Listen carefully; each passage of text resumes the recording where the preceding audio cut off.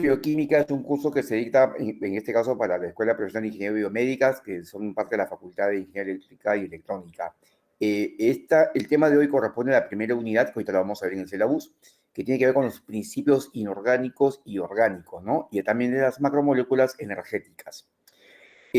Nuestro primer tema es la célula en el contexto de la bioquímica, ¿no? Mi nombre es Jorge Ceballos Salva, soy candidato a magíster, estoy a punto de sustentar en un par de meses, debe ser. Ahí está mi correo electrónico, ¿no? Para todos ustedes, formo parte del Departamento de Biología Celular y Genética de la Facultad de Biología o de Ciencias Biológicas de la Universidad de San Marcos, ¿ya? Así, con Z y B labial es mi nombre, ¿ya? Bien, vamos a hacer una presentación breve del curso, ¿ok? Miren ustedes, el curso de bioquímica es un curso que tiene 3 créditos. Les comento esto porque es importante que lo conozcan de primera clase. Los créditos son estimados más o menos de la siguiente manera. Se dice que por cada crédito equivale a una hora de teoría, ¿ya?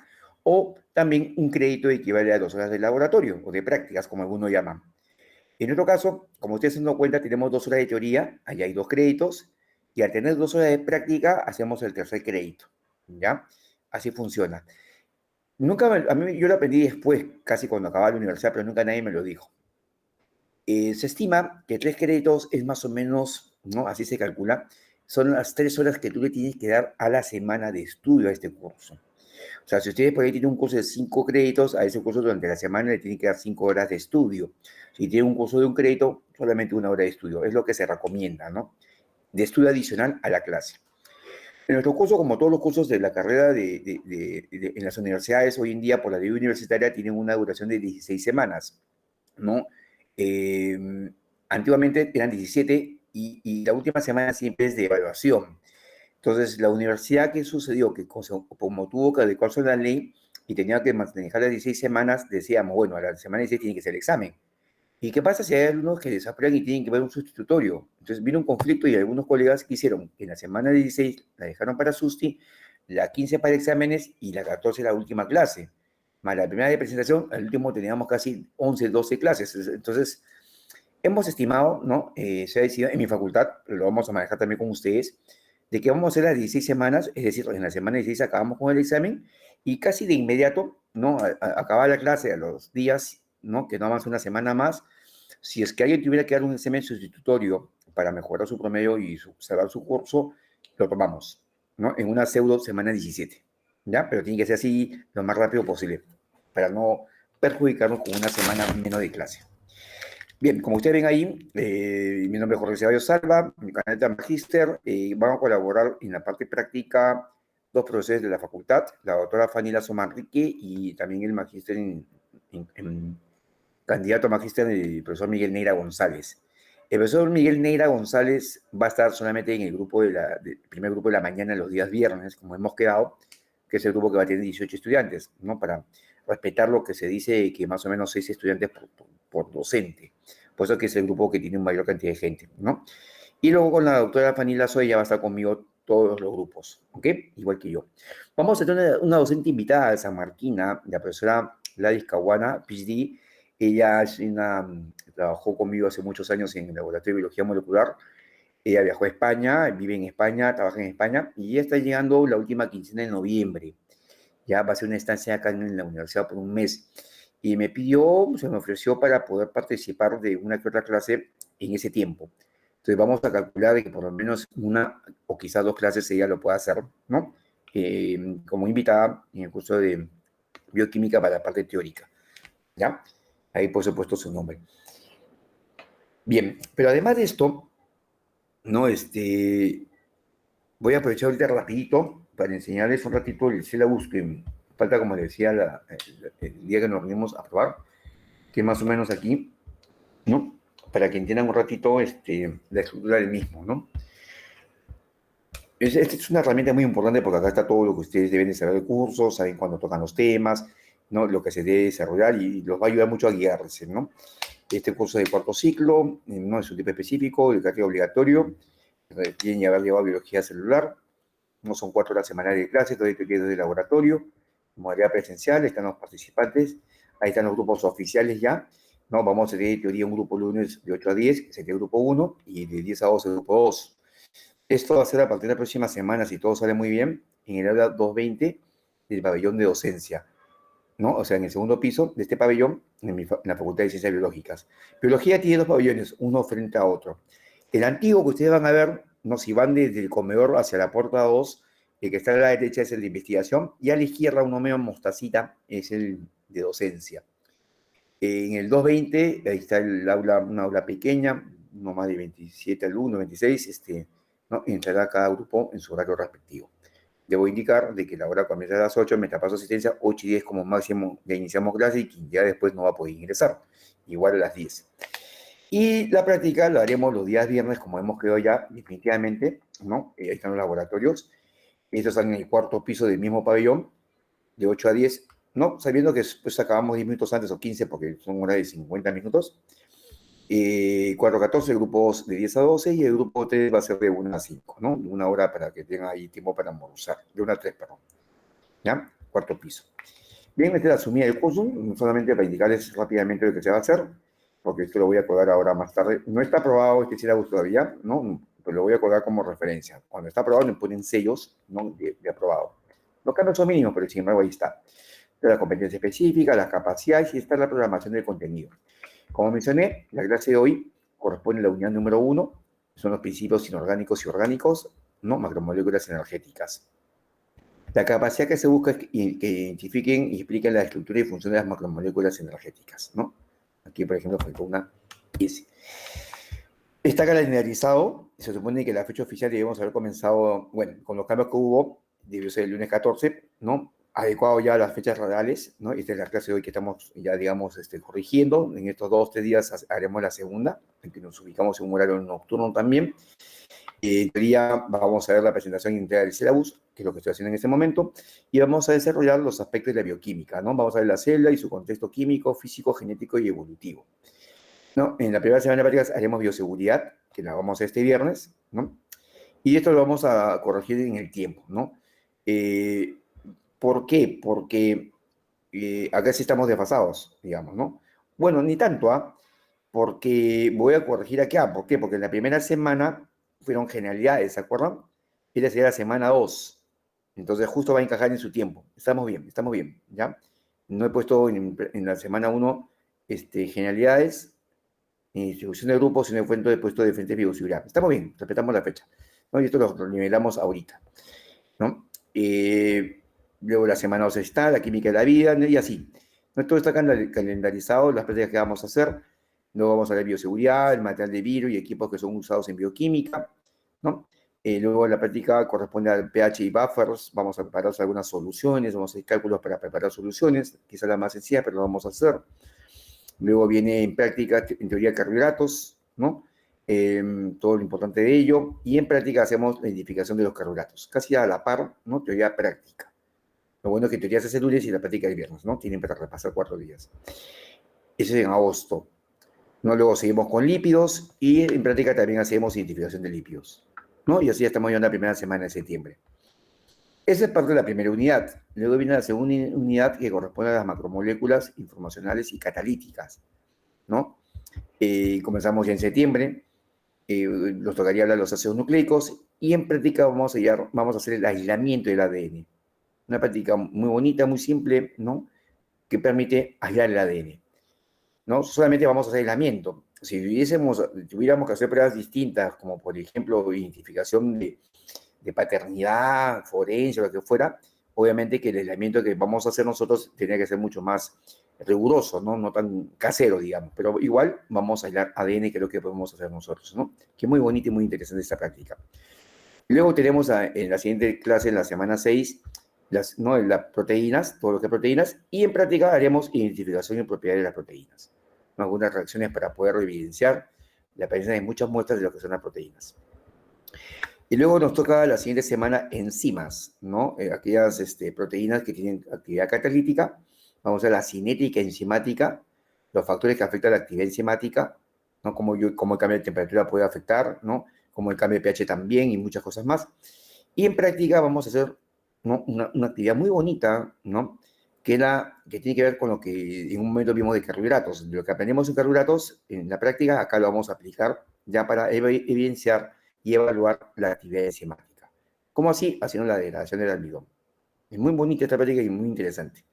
En la semana 8 programada, en la primera semana de octubre, es el examen parcial.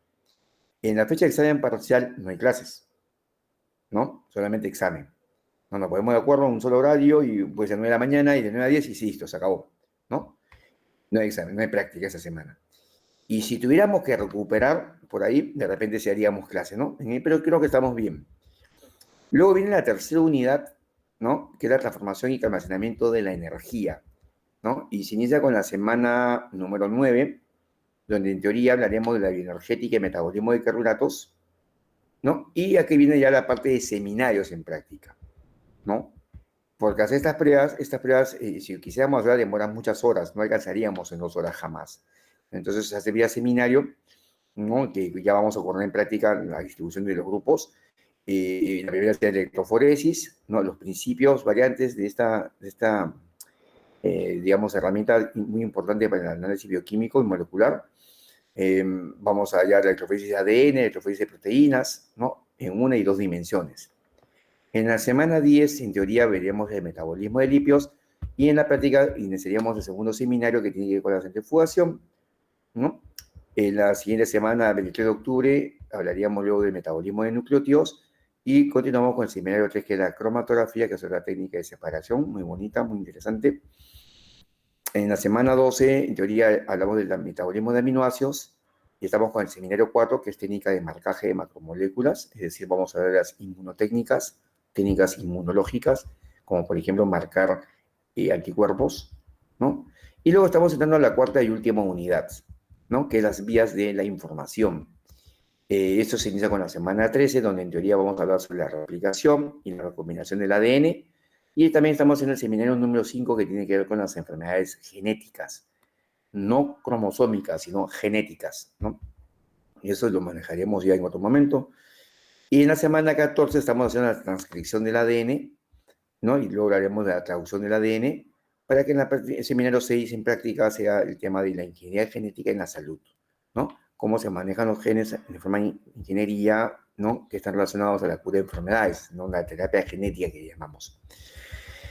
En la semana 15 se culmina con la última clase, ¿no? de teoría, que es la introducción a la biología molecular, las ciencias ómicas, ¿no? La genómica, proteómica, transcriptómica, ¿no? Todas las ómicas. Vamos a ver la clonación y la tecnología del ADN recombinante, ¿no? Es decir, cómo se combina el ADN de dos organismos distintos, los llamados transgénicos, ¿no? Y esa misma semana, que es la semana 15, que es la penúltima, se toma el examen único de prácticas, tanto en parte de laboratorio, de los experimentos, como también de los seminarios, ¿no? Y ya para la semana 16, que es el 27 de noviembre, nosotros estamos tomando el examen final, que es la semana de exámenes, ¿no? ¿Por qué prácticas acá antes? Porque prácticas hay que sacar un promedio y ese promedio tiene que estar listo antes de este examen, para que el alumno sepa, porque ni bien se toma el examen y yo en el mismo día estoy poniendo promedios, sepa finalmente cuánto tiene nota en el curso, ¿no? Y así saber si es que va o no a dar el examen sustitutorio, ¿no? En los siguientes días. Ahí está la metodología, se acuerdo lo que al modelo pedagógico de la Universidad de San Marcos, ¿no? Respetando justamente ello.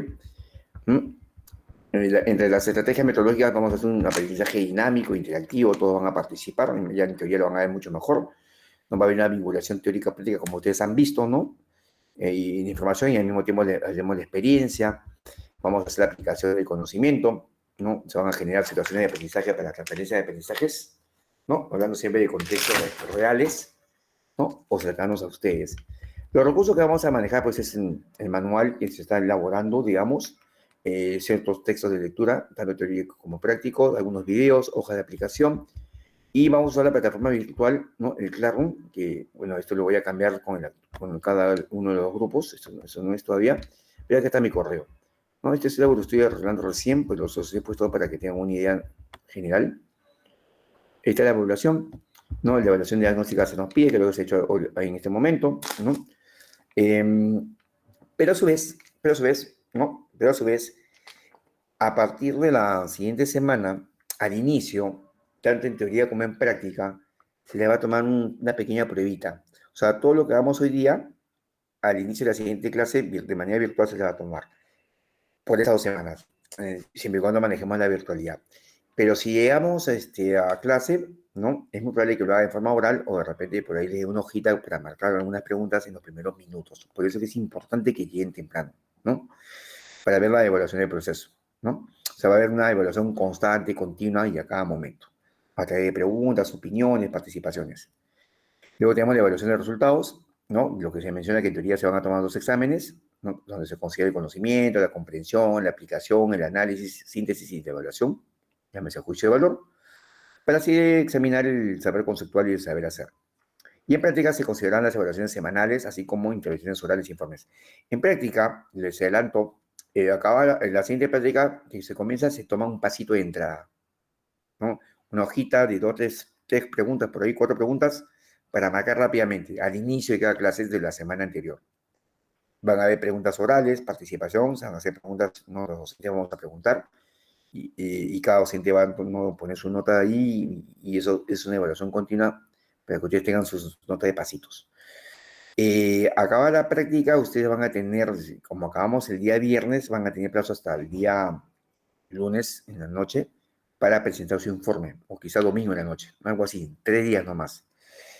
Un informe de las prácticas, ¿no? Un informe muy sencillo, ¿no? Que se les va a dar las pautas. Quizá más que nada puede ser de repente un informe que se presente en físico, en las primeras clases quizás sea virtual, en donde se van a colocar sobre todo lo que han aprendido en esa semana, ¿no? La experiencia que han aprendido.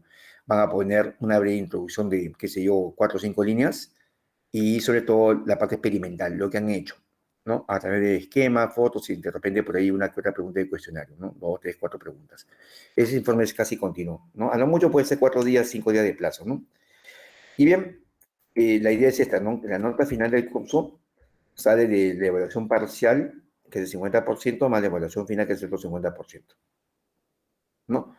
En cada evaluación parcial, ¿no?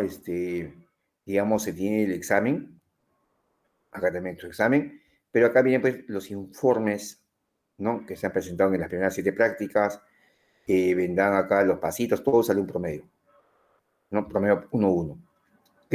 Y acá habrán clases teóricas, pasitos, qué sé yo, evaluaciones, pero también la parte práctica estarán los seminarios, ¿no? Donde habrán exposiciones, presentación de un PowerPoint días antes de la exposición, y todo eso va a ser evaluado, además de las preguntas que ustedes tendrán que responder, tanto de los profesores, ¿no? Y de los amigos que estén escuchando la exposición, ¿no? Hay una fuente recomendada de información bibliográfica, hemerográfica y electrónica para que ustedes puedan consultar. Bien, entonces eso es lo que les quería mostrar acerca de lo que es ¿no? Sílabus. Continuando, tenemos pues a la materia viviente. Nos vamos a comenzar ahora sí a desarrollar nuestro curso.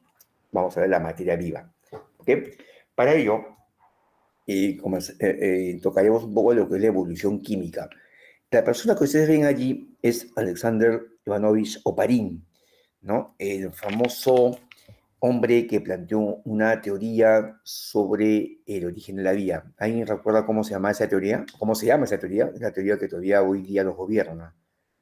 ¿Alguien puede responder qué teoría es esta?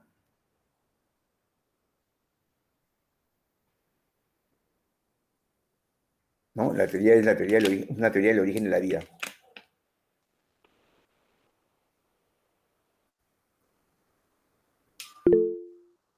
Sí, te escucho. No puedo ver, así que opinen nomás, intervengan de frente.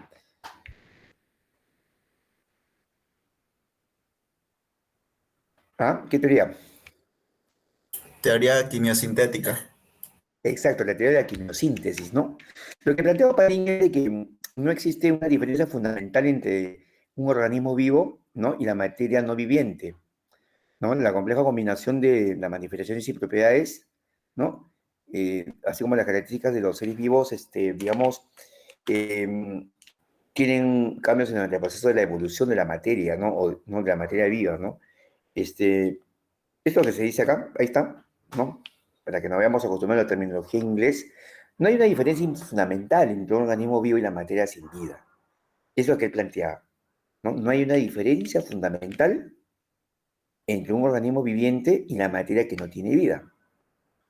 Ahora bien, la compleja combinación de manifestaciones y propiedades tan características de la vida debe haber surgido en el proceso de la evolución de la materia. ¿Qué decía Oparín? Pues Oparín decía que, para explicar el origen de la vida, decía que la atmósfera primitiva de la Tierra, ¿no? Que estuvo conformada por gases que eran letales para la existencia de la vida, ¿no? Y era una atmósfera totalmente distinta a la actual, una atmósfera que tenía pues metano, azufre, tal vez hidrógeno, vapores de agua. eh, sufrió cambios, ¿no? A través de las reacciones que generan los rayos y truenos, y estos cambios en esos organismos, en esas estructuras químicas, generaron ¿no? De alguna manera, las moléculas biológicas que están presentes en los seres vivos, ¿no? Y es así como, según él, surgió el mar de la vida, en el cual se desarrollaron pues los primeros organismos vivientes. Esa fue la teoría que él planteó. Sin embargo, esa teoría fue llevada al laboratorio, ¿no? Por Miller y Urey en el año 1953, ¿no? Stanley Miller y Harold Urey dijeron, oye, lo que hizo Parín suena interesante, pero a ver, hay que hacerlo, pues, demostrativo, experimental, a ver si no tiene algo de cierto esto. Y ellos elaboran este sistema que ustedes ven allí, en donde de alguna manera, por ejemplo, ¿no? Tienen una agua que supuestamente decían era el océano primitivo, ¿no? Digamos, con una serie de dispositivos, y esta agua fue calentada, se calentaba, ¿no? Y el vapor de agua se comienza a circular por este sistema que está al vacío, ¿no? Y cae en un depósito donde ahí estaba conteniéndose, pues, agua, metano, amoníaco, ¿no? Hidrógeno, es decir, gases que supuestamente, según Oparín, formaban parte de la atmósfera primitiva. Al mismo tiempo había unos flecos que generaban chispas eléctricas, ¿no? Que era pues una forma de simular los probables ¿no? rayos que transformaron estos elementos químicos, ¿no? Y bueno, pues luego un condensador, ¿no? Y esto fue luego recolectado y observado. Y en esta agua que cayó, ¿no? En esta agua colectada, esa agua fría, porque fue enfriada, se encontraron componentes orgánicos que estaban presentes en los seres vivos. Y este experimento, pues, corroboró lo que decía Oparín, ¿no? Que de elementos químicos inorgánicos, muchos de ellos, que hacían improbable la vida, porque el metano, que es ¿no? orgánico, es un gas que es letal para la vida, ¿no? Entonces, todo esto, y el amoníaco también, ¿no? Y el agua está en forma de vapor, o sea, pues, el vapor no te puede quemar, ¿sí o no?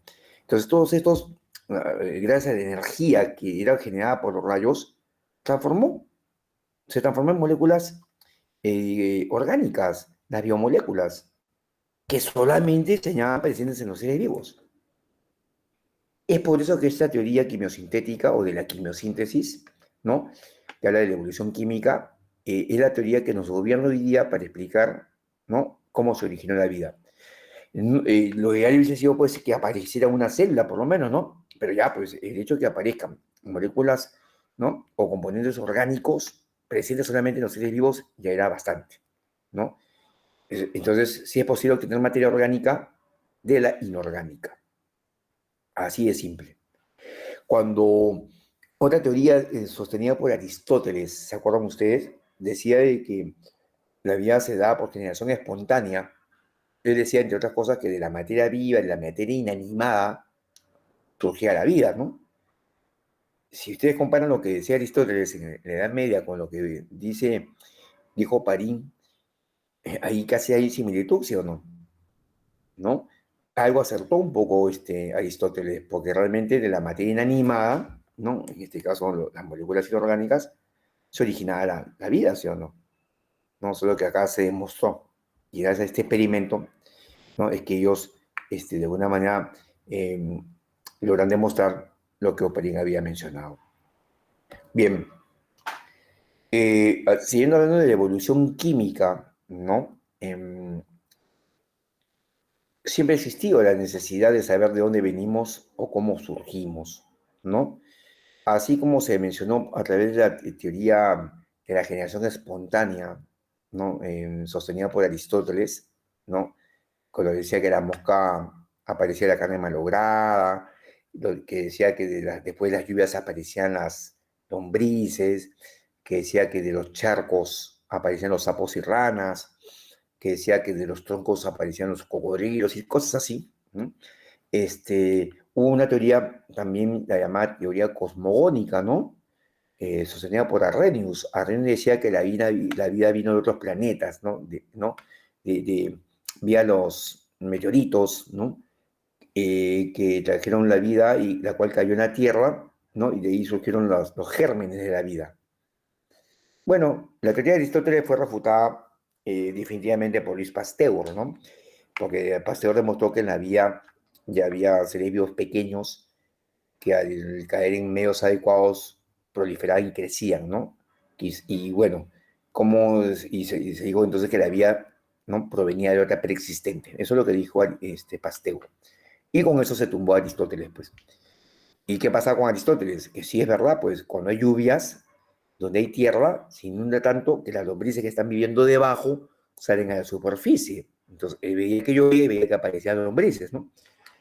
Hoy sabemos que el cocodrilo pone sus huevos en los troncos, ¿no? Flotando, y luego se rompe el tronco y sale el cocodrilo chiquito, ¿no? Y creía que salían de los troncos. Ya, pero ya había vida. Hoy se sabe que, por ejemplo, los sapos y ranas, digamos, son noctámbulos, salen de noche, ¿no? Pero cuando se aparean, dejan sus huevos en el agua. Entonces, de un momento a otro, vas a ver que no hay nada y en poco tiempo después se encuentran renacuajos y pequeños sapitos, ¿no? Entonces, no es que aparezcan de los charcos como sí. ¿No? Entonces, y la mosca igual, ¿no? Una mosca se para sobre la carne malograda, deja sus huevos y, ¿no? Después salen nuevas moscas. Entonces, por eso que esa teoría quedó descartada. En cuanto a la teoría de la cosmogonía o teoría cosmogónica planteada por Arrhenius, que la había venido de otros planetas, quedó descartada cuando se evidenció de que al ingresar un cuerpo extraño hacia la Tierra, la fricción que genera atrapar la atmósfera terrestre, esos famosos 7 minutos, ¿no? Incrementa tanto la temperatura por la fricción que se da en miles de grados centígrados de temperatura, ¿no? Lo cual haría pues improbable que de alguna forma de vida pueda subsistir, ¿no? Y con la demostración de Miller y Urey, entonces la teoría de la quimiosíntesis es la que hasta el día de hoy nos permite entender, ¿no? Cómo aparecimos en el planeta. Sin embargo, hablando de evolución química, ¿no? Cuando uno habla de evolución en sí, para poder entender la evolución en términos, digamos, biológicos, y creo que en general siempre se requieren de evidencias, ¿ya? Y en la biología existen evidencias. La anatomía comparada, la bioquímica comparada, la citogenética comparada, los fósiles, ¿no? La antropología, o sea, muchas disciplinas. Pero cuando hablamos de evolución química, también, pues, miren ustedes acá, hablando en billones de años, ¿no? Hacia atrás. Digamos que el humano apareció aquí, ¿no? En el tiempo cero, año cero. Si retrocedemos más o menos hace 0,2 billones de años, ¿no? En el Paleozoico, digamos, aparecieron los dinosaurios, es lo que demuestran las evidencias por allí. Si seguimos retrocediendo hacia atrás, ¿no? Hace más o menos casi 0,6 billones de años, aparecieron los animales con cuerpo duro. Seguimos retrocediendo y en el Proterozoico, más o menos será pues 2,3 más o menos billones de años, ¿no? Digamos, hubo una aparición, un incremento de oxígeno atmosférico, ¿no? Eh, ¿Y esto por qué? Porque más o menos 2,6, 2,7 millones de años, ¿no? Ya surgía o debieron haber habido células con núcleo, llámese los eucariotas, ¿no? Y si seguimos retrocediendo más o menos a los 3,5 billones de años, en la época de Arqueano, ¿no? Vemos que habían ya fósiles, ¿no? De este tipo de organismos, y más o menos en casi los 3,8 más o menos millones de años, se encontraron, ¿no? Evidencias de vida, ¿no? A través de sedimentos que contenían isótopos, ¿no? Entonces, esto de evidencia de vida de esta cantidad de tiempo hablaba de que eran sedimentos de bacterias, ¿no? Isótopos causados por las bacterias. Un segundito que voy a... Se va a apagar la batería.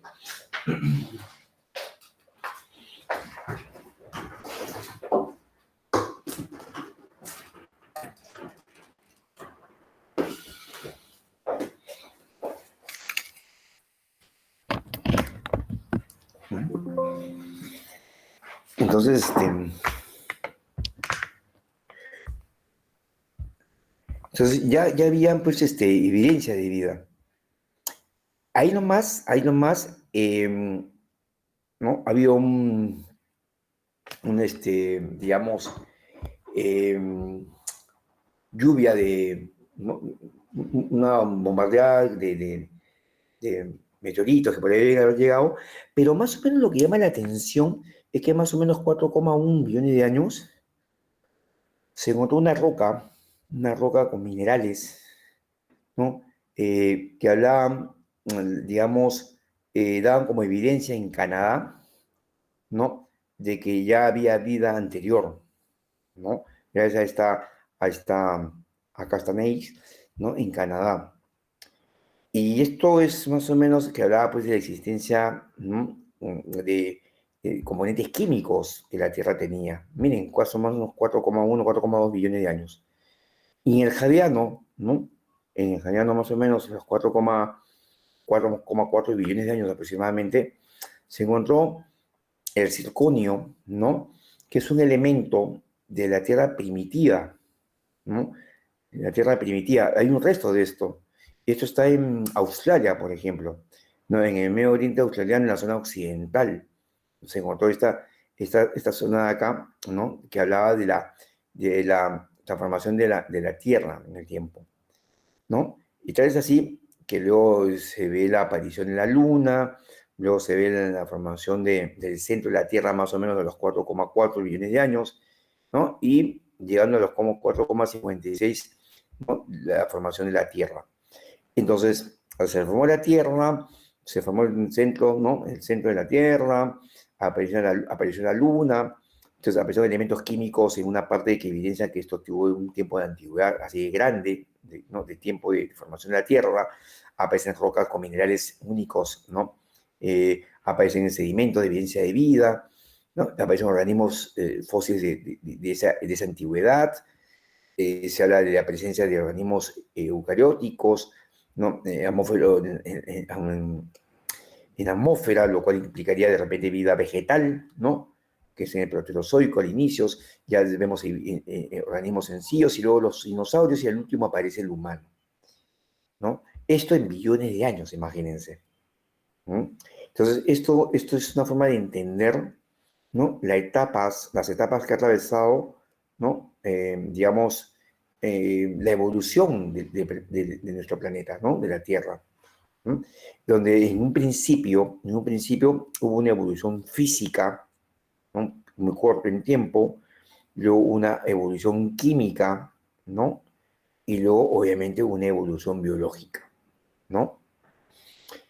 Entonces, sea como sea, evolución, ¿no? Ha ido surgiendo con el tiempo, ¿no? De elementos encontrados antiguamente, de minerales o componentes inorgánicos, a hablar de elementos orgánicos, ¿no? Esto hace corroborar, ¿no? Solo que ya en tiempo, lo que decía de alguna manera, pues, Oparín, en su teoría quimosintética. Esto que ustedes ven acá son estromatolitos en el lago Tetis, ¿no? En Australia Occidental. ¿Mm? Vienen a ser de alguna manera los registros fósiles más antiguos de vida, ¿no?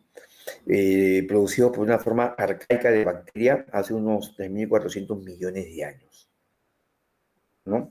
Entonces, estos son las evidencias de la antigüedad de la Tierra y de la vida misma, porque esto ha sido generado por bacterias. Y las bacterias, vamos a ver en un momento, repasando, que son células procariotas, ¿no? Células más primitivas que las células que forman parte de nuestro cuerpo. ¿Ok? Entonces, esto es parte de la evolución química. Ahora, los aspectos celulares, porque me he visto que hubo una evolución física, una evolución química y una evolución biológica, ¿no? ¿Qué es lo que sabemos de las células, no? Una manera de repasar algo que ustedes han visto en biología celular, que han visto quizá en sus prácticas de biología y su curso de biología en estudios generales, nos hace entender de que ya conocen algo de ella y repasamos aquí un poquito, ¿no?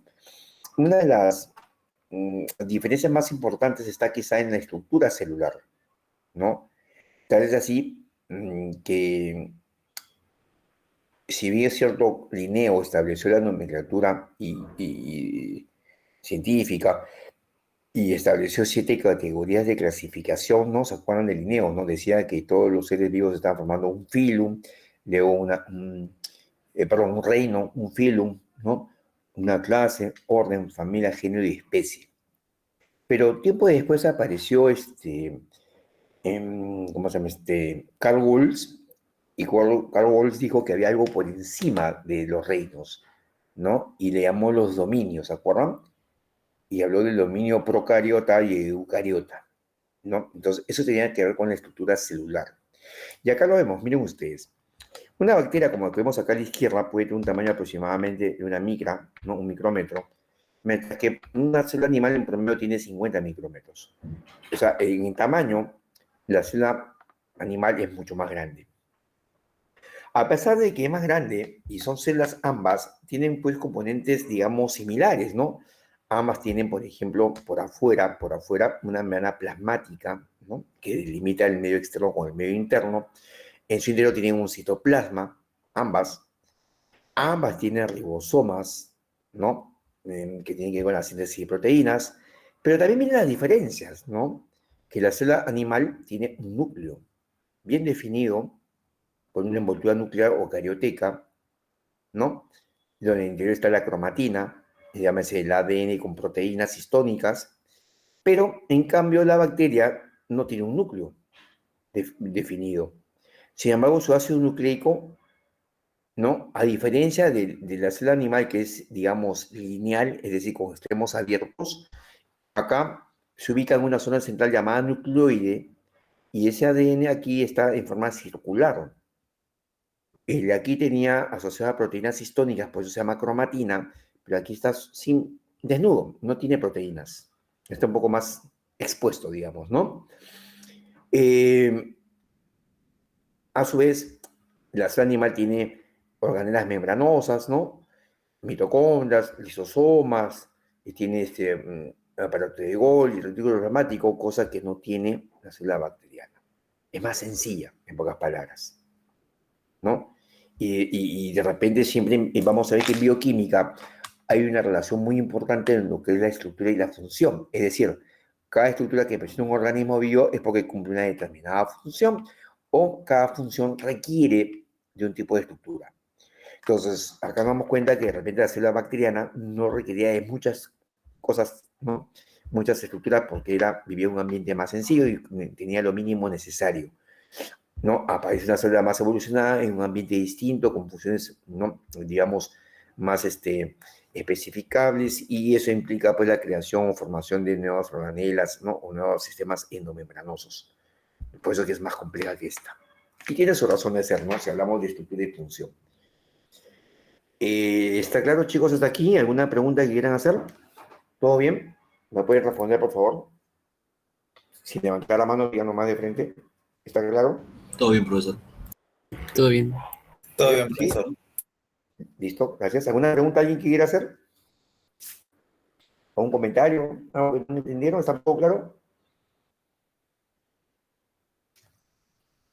Bien, continuamos entonces. Aquí está, por ejemplo, lo que les planteaba, ¿no? Los dominios, ¿no? Las células, que realmente pueden ser organismos unicelulares, en general, hoy en día pertenecen a 3 dominios de la vida, ¿no? Está el dominio bacteria, ¿no? Llámese procariotas, arqueas y eucaria, ¿no? Aquí están, por ejemplo, en el dominio eucaria, están los animales, están los hongos, ¿no? Las algas rojas, las algas verdes, las plantas, las diatomeas, ciliados, dinoflagelados, ¿no? Eulenoflagelados, es decir, aquí estamos nosotros, ¿no? Célula con membrana nuclear, célula con organelas, todo lo que hemos visto de la célula animal, ¿no? Obviamente con variantes, pero bueno.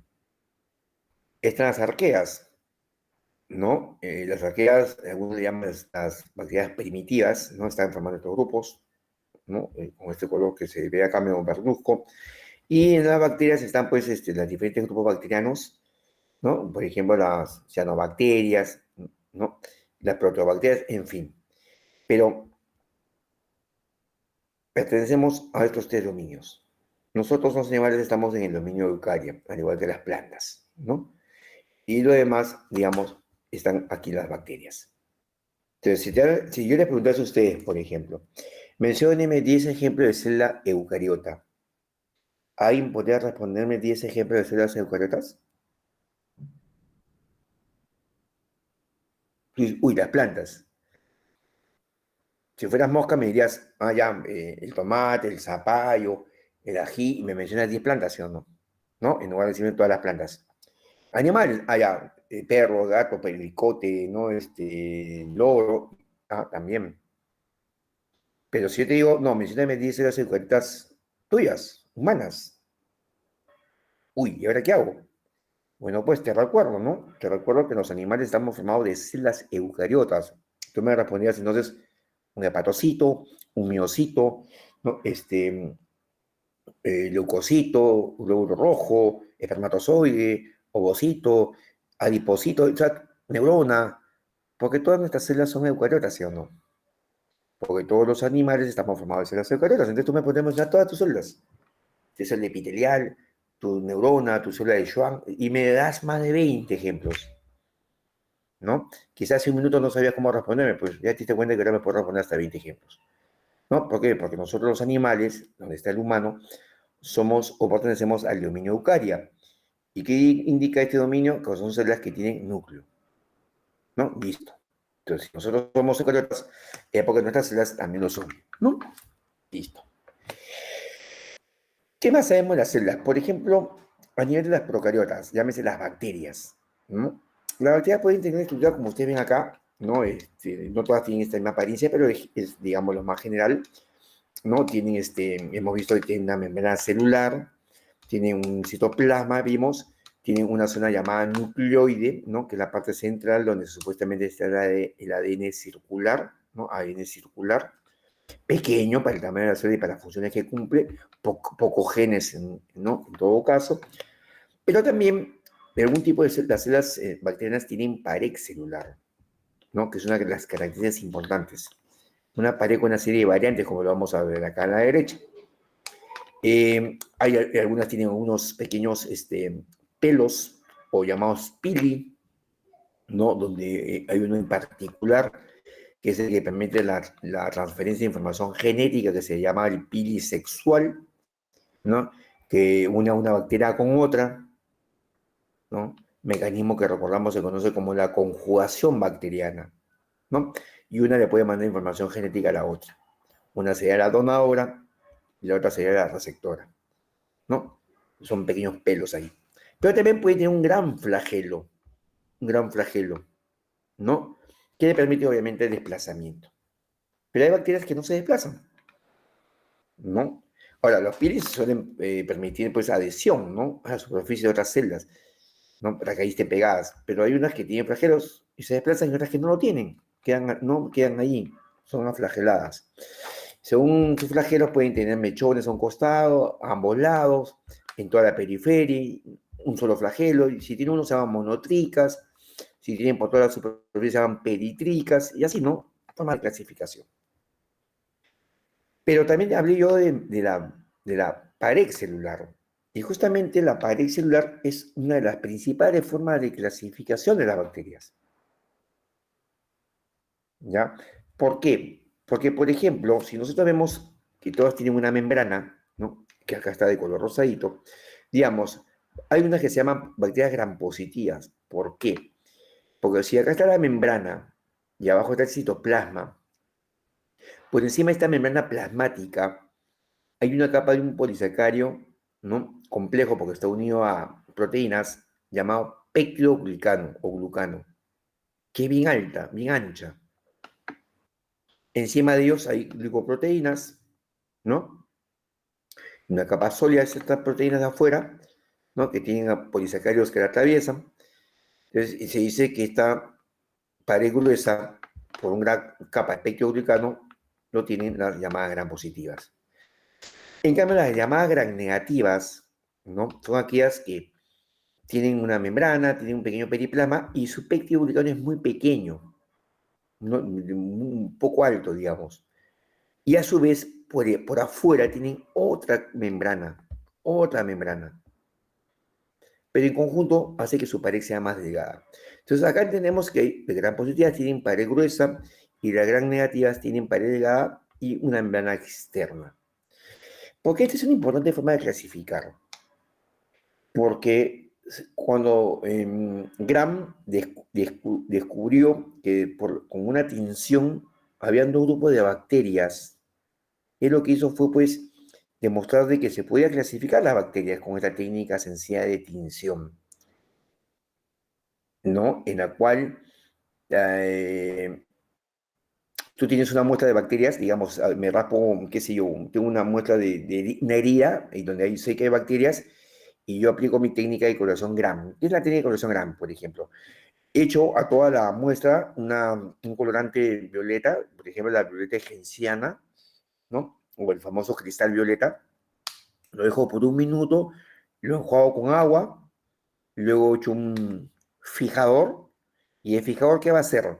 Atrapar el colorante. Por ejemplo, si yo tengo dos tipos de células, ¿no? Que no sé cómo se ven porque son microscópicas, pero yo echo el colorante violeta.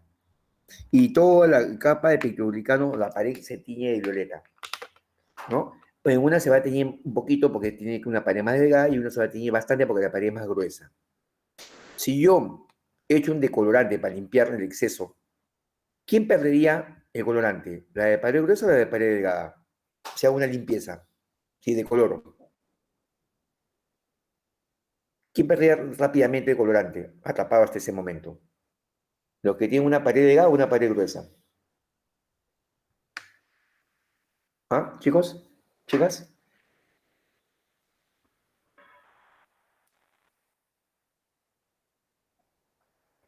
Digamos, uno tiene 10 casacas encima, 10 chompas, 10 polos, y no tiene más que un polito. Y nos tiran un colorante de tinta así encima a todos, por igual. Todos nos manchamos, todos nos teñimos, ¿sí o no? Y si queremos enjuagarnos rápidamente con una manguera con agua, ¿quién va a perder rápidamente el colorante? ¿El que tenía bastantes chompas o el que no tenía más que un polo? Más abultado, pues, ¿no? O sea, el que tenía más capas lo pierde, rápidamente pierde el colorante mientras se No, enjuaga. por eso que tiene la capa más delgada es el que lo pierde, porque Claro, ¿no? El que tiene capa más delgada, porque como tiene solamente un polito, rápidamente con un enjuague lo pierde, ¿sí o no? El otro va a demorar. Entonces, eso es más o menos una técnica. Le echamos a una muestra biológica el colorante que está violeta o la violeta genciana, todo se tiene violeta, enjuagas el exceso con agüita y luego echas un decolorante. El colorante va a hacer que la que tiene pared delgada lo pierda rápidamente el colorante. Y como lo echas por un minuto nada más, rápido, inmediatamente aplicas un fijador. ¿Qué hace el fijador? Hace que aquella célula, en este caso la de pared gruesa, que no logró perder todo el colorante, ya no lo deje salir, lo atrape. Entonces, así las células de pared gruesa te van a teñir violeta, ¿sí o no? Y ya no van a perder el colorante. En cambio, las otras se quedaron decoloradas. Entonces, ahí, ¿qué se hace? Se echa un colorante de contraste, un colorante medio fucsia, ¿no? La fucsina básica, por ejemplo, ¿no? Se echa, y obviamente las células que ya se tiñeron, que han quedado teñidas y han atrapado el colorante violeta, ya no se van a teñir otro color, ¿no? Como tenían la pared gruesa y se tiñeron primero, esas van a ser las gran positivas, o sea, las violetas o púrpuras, ¿no? En cambio, las que se van a teñir de rosadito, llámese el colorante de contraste o fucsia, van a ser las gran negativas. Entonces, en una técnica para detectar qué bacteria tiene uno en una infección, llámese en tu saliva, en tu esputo, en tu orina, en tus heces, se hace la coloración gran al toque, se agarra un poquito, se echa una lámina, se echan los colorantes y al toque vas a mirar el microscopio. Como son muy pequeñitas, hemos visto 10 micras, ¿no? Usando el microscopio con mayor aumento, vamos a ver quizá puntitos o rayitas. Puntitos son los cocos, rayitas son los bacilos, ¿no? Que es otra forma de clasificarlo por la forma que tiene. Pero básicamente te vas a dar cuenta por el color si es gran positiva o gran negativa, ¿no? En cambio, si tú ves, en este caso, digamos, a un grupo de bacterias tolerantes tolerantes al calor, ¿no? O las extremas que llamamos, estas de repente tienen un pseudopeptidoglucano, ¿no? ¿No? Tras su membrana, un pseudopeptidoglucano, una glicoproteína por encima, muy parecida a la gran positiva, pero estas no van a teñirse, pues, digamos, ¿no? Justamente por el pseudo-pectoglucano. Entonces es una forma digamos, que no son las que, pues estas son las arqueas, en cambio estas son las llamadas eucariotas, ¿no? Entonces cuando uno habla de clasificación, habla de pared celular por la pared, llámese gran positivas o gran negativas, son las más eucariotas, ¿no? Dentro de las bacterias, las más, digamos, no las más primitivas, ¿no? Entonces, esta es, por ejemplo, una diferencia fundamental entre las bacterias. Entonces, a pesar de que son células primitivas, son células, ¿no?, sin núcleo, tienen sus diferencias, pues, ¿no? Que nos ha permitido hoy en día a los seres humanos poder distinguir. Un ejemplo para que entiendan esta importancia está de que todas las enfermedades digestivas causadas por bacterias, cólera, digamos, el cólera que nos atacó, ay, se me fue el nombre, enfermedades diarreicas, ¿no?, humanas, todas son causadas por bacterias gram negativas. Vamos a las enterobacterias que le llaman, ¿no? Todas las bacterias que causan salmonela, por ejemplo, ¿no? Todas esas son causadas por bacterias gram negativas. O sea, en pocas palabras, y esta es la importancia que ustedes deben de saber cuando toman un medicamento, ¿no? O sea, ¿por qué yo no puedo tomar cualquier antibiótico?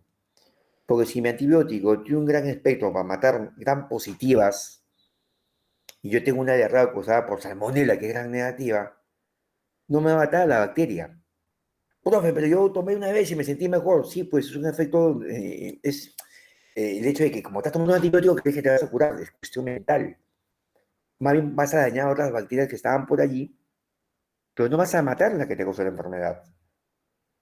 No, que es un antibiótico de amplio espectro. Sí, pero tú tienes que matar a una que te está causando el daño, no a todas las demás. Por eso tiene importancia en que el médico sea quien te recomiende el tratamiento.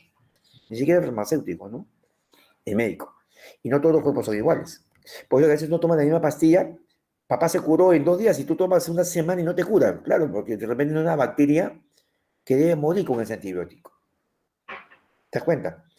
Porque y lo pueden leer ustedes cuando compren el medicamento, el antibiótico, ¿no? O leer en internet. Hay antibióticos para gram negativas, hay antibióticos para gram positivas, hay antibióticos para aeróbicas, hay otro para anaeróbicas, y así. No es tan fácil tomar cualquier antibiótico para matar bacterias, por si acaso. ¿Estamos bien? ¿Se entendió? ¿Alguna pregunta de esto que he mencionado sobre el tema? Profesor, disculpe, tengo una pregunta. Te escucho. Mencionó que entre la gran positiva y la gran negativa había uno que tenía la pared más gruesa. ¿Puede recordarnos cuál era, disculpe? Claro, si tú te das cuenta, si bien es cierto, la membrana, la pared, ¿no?, que está por encima de la membrana, tiene varios componentes. El más importante de todos es el pectidoglicano, ¿ya? Pectidoglicano, como lo ves acá, que es todo esto celeste, ¿ya? Y acá hay un ácido, el ácido teicoico, ¿no?, que une todo este pectidoglicano. Entonces, la gran positiva, como ves acá, no, la bacteria gran positiva, la B, tiene un pectidoglicano muy ancho. Eso hace que su pared sea bien gruesa, y es la que se tiene de violeta. En cambio, en C están las bacterias gram negativas. Las gram negativas tienen una capa muy angosta, no tan gruesa, ¿no?, de pectidoglucano, ¿ya? De pectidoglucano. Y eso es por afuera, tienen otra membrana, ¿no? Entonces su pared es más delgada. Por eso que esta nunca se va a teñir de violeta, pero sí se va a teñir con el colorante que se utiliza justamente para contrastarla, ¿no? Que es la fucsia básica, que el color es medio fucsia, rosadito oscuro, si lo quieres llamar así, o grosella, como se conoce, ¿no? Entonces, tú no puedes ver esto al microscopio común y silvestre que usamos en los laboratorios básicos, pero sí al teñirlas las puedes descifrar de cuál se trata. A veces cuando te dicen, ¿no?, hay una infección y no te cura fácilmente, entonces lo que hace en primer lugar el laboratorista, de acuerdo a la evaluación médica, es agarrar tu muestra y hacer gran al toque. Eso se demora pues 10 minutos, ya estás mirando. Y ahí te das cuenta cuál es lo que predomina. Y ya eso te ayuda muchísimo según los síntomas y según el tipo de bacteria que es, ¿no? Cuál puede ser. Y ya más o menos derivar un antibiótico un poco más específico, ¿no? Esto es la parte clínica. ¿Respondí a tu pregunta? Sí, muchas gracias. Ok, muy bien. ¿Alguna pregunta más? ¿Seguimos? Bien. Ahora, acá yo diferencio, por ejemplo, una célula animal de una célula vegetal, ¿sí o no? ¿No? Y como se menciona ahí en rojo al final, dice las células eucariotas tienen una complejidad interna notable. Ambas son células eucariotas, ambas tienen un núcleo, solo que, por ejemplo, ambas tienen membrana, tienen citoplasma, pero a la derecha vemos que hay una pared externa. Y esta pared, que no es estructuralmente formada por el pectio vulgano, más bien de un carbohidrato llamado celulosa, sería la pared de la célula vegetal. ¿Por qué la célula vegetal tiene pared y la célula animal no? Y tiene una idea de por qué.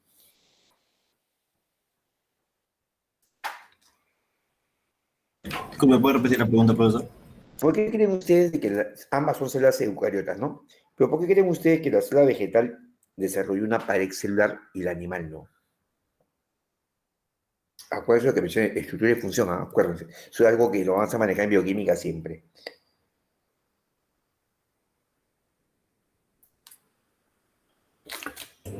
Creo que, si no me equivoco, es por el tamaño de la vacuola. En el caso de la célula vegetal va a ser necesario que acumule mayor cantidad de agua y la pared celular de la célula vegetal va a impedir que, digamos, explote esta célula.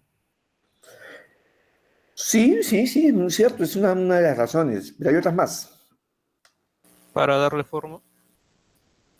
La pared, ¿y qué ganarías tú con que le dé forma a la célula? ¿Ganamos De, algo? de que así se estructuren bien las organelos. Porque la célula animal tiene el citoesqueleto, pero en la célula vegetal necesita esa pared para darle forma. Pero también hay citoesqueleto en la célula vegetal. A ver, miren, vayamos a un nivel más macro. Las plantas se diferencian de los animales ¿en qué sentido? ¿Cuál es la principal diferencia? En macro, ¿ah? No a nivel celular. La movilidad. Exacto, ¿no? Los animales se desplazan, en pocas palabras. Porque si hablamos de movilidad como tal, la planta se mueve, ¿sí o no? ¿No? Con el viento, cuando hay sol, las hojas se levantan, cuando es de noche se doblan hacia abajo, ¿no? Hay ramificaciones que hablaríamos de movimiento. Entonces, hablamos de desplazamiento. ¿Y cuál es el propósito del desplazamiento de los animales? ¿Por qué los animales nos desplazamos? Caminamos, saltamos, brincamos, volamos, nadamos, rectamos, ondulamos. ¿Por qué? ¿Qué buscamos con esto? Principalmente, Alimento. alimento. Vamos a buscar alimento. Por eso que nos dicen que somos de nutrición Heterótrofa. heterótrofa. En cambio, las plantas no. Las plantas están en un solo sitio sin desplazarse, ¿no? Aprovechando lo que tiene en su entorno para generar su propia fuente de alimento. Por eso que se llaman de nutrición Autótrofa. autótrofa. Entonces, si una planta está ahí en un sitio donde no se puede esconder de los predadores, donde no se puede esconder del cambio climático, donde están expuestas a la injuria del entorno, hombre, animal, clima, temperaturas, frío, hielo, granizada. Entonces tiene que protegerse, ¿sí o no? Y por ahí también está la función de la pared celular, de la protección, aparte de la morfología, ¿no? Y la adhesión, como mencionaban por allí. Y como la planta no tiene un esqueleto, también tiene que tener un soporte, ¿no? Y la pared celular también se lo brinda, de alguna manera, le brinda rigidez, ¿no? Una de las tantas razones por las cuales tiene esa pared. Ahora, celulosa, dije, ¿no? Es un polisacárido estructural, ¿no?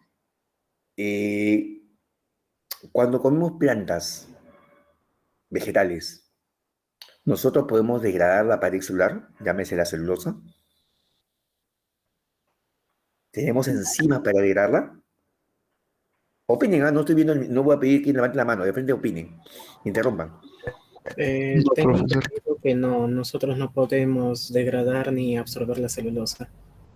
Claro, ¿por qué? Porque no tenemos las enzimas para hacerlo, como si lo tienen los herbívoros, por eso que nosotros no somos herbívoros.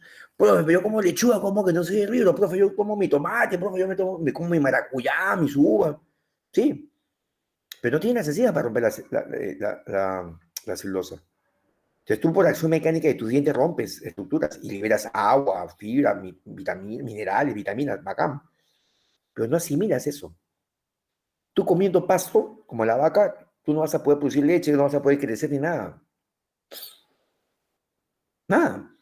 En cambio, mira una vaca, con pasto nada más, ¿cómo crece cuántas toneladas? Tiene cría, produce cantidad de leche, ¿sí o no? Porque ella sí tiene la capacidad de degradar la celulosa, ¿no? Entonces no se olviden de ese dato también importante, repasando un poco la parte biológica. Miren ustedes aquí, la célula animal no tiene, tiene una membrana plasmática, ambas tienen membrana, ya dije la diferencia está en la pared, ambas tienen citoplasma, ambas tienen núcleo, ¿no? Por eso son eucariotas, pero, y hasta ahí todo es muy similar, ¿no? Pero ¿qué pasa? Que, por ejemplo, digamos, a nivel de citoesqueleto, ¿no? La célula animal tiene microtúbulos, ¿no? Centrosoma, filamentos intermedios y microfilamentos. El centrosoma, que es lo que quiero mencionar, ¿no? Hay un centro de organización microtubular que es lo que tiene que ver con los centriolos, propiamente dichos. Y los centriolos ordenan a las proteínas del citoesqueleto para, por ejemplo, formar el uso mitótico durante la división celular. ¿Para qué? Para que las cromátides hermanas se separen y miren a los polos en esos caminos que va a formar el citoesqueleto. El citoesqueleto cumple muchas funciones, determina la arquitectura de la célula, el movimiento propio de la célula, porque si bien la célula vegetal tiene pared, pero internamente la célula se puede despegar de la pared, reducirse si se deshidrata.